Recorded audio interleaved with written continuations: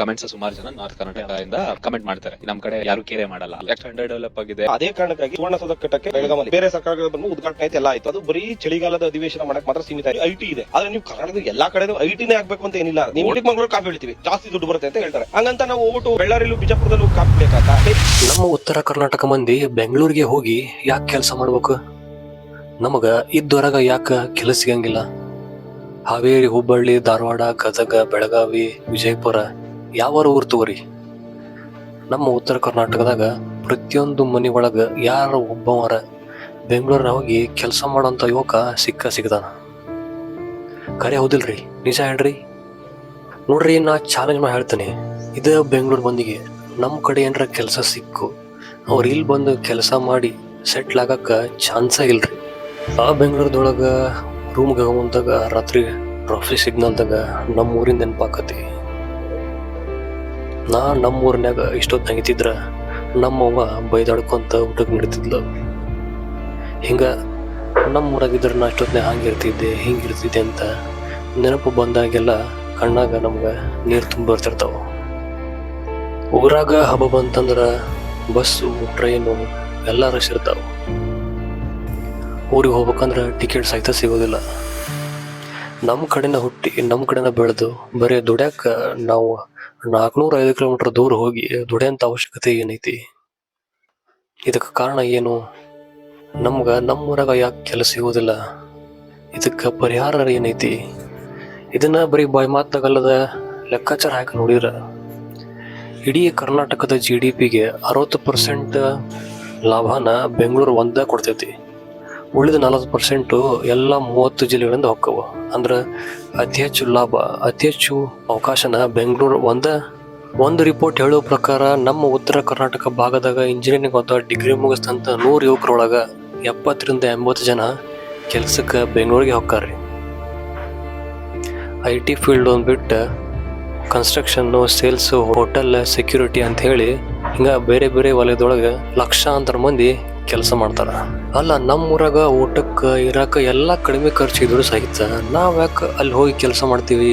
ನೋಡ್ರಿ, ಸಮಸ್ಯೆ ಎಲ್ಲೈತಂದ್ರ ಪ್ರಮುಖವಾಗಿ ನಮಗ 3 ಕಾರಣ ಕಾಣಿಸ್ತಾವ. ಒಂದನೇದ್ದು ಕೈಗಾರಿಕಾ ಕೊರತೆ.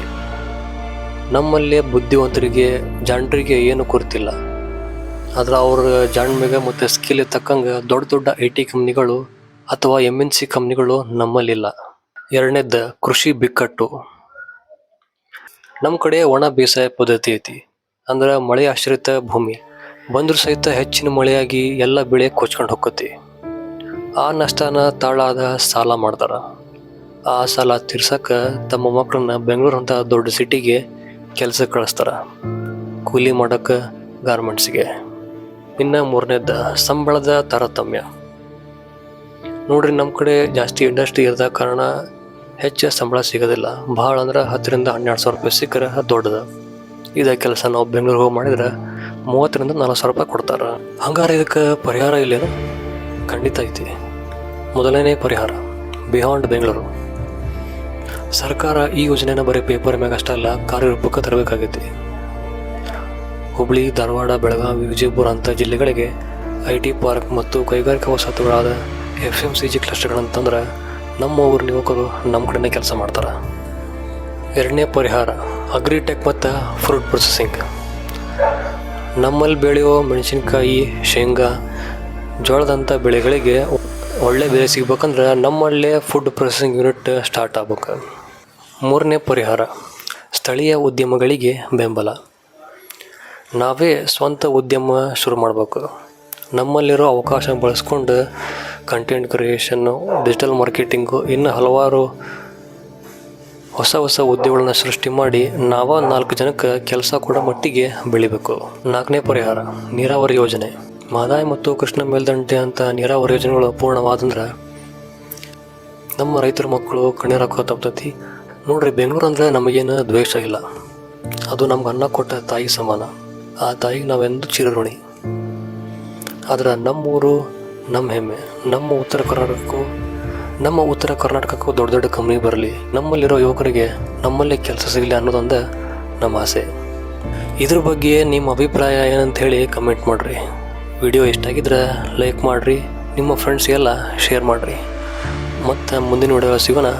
ನಮಸ್ಕಾರ.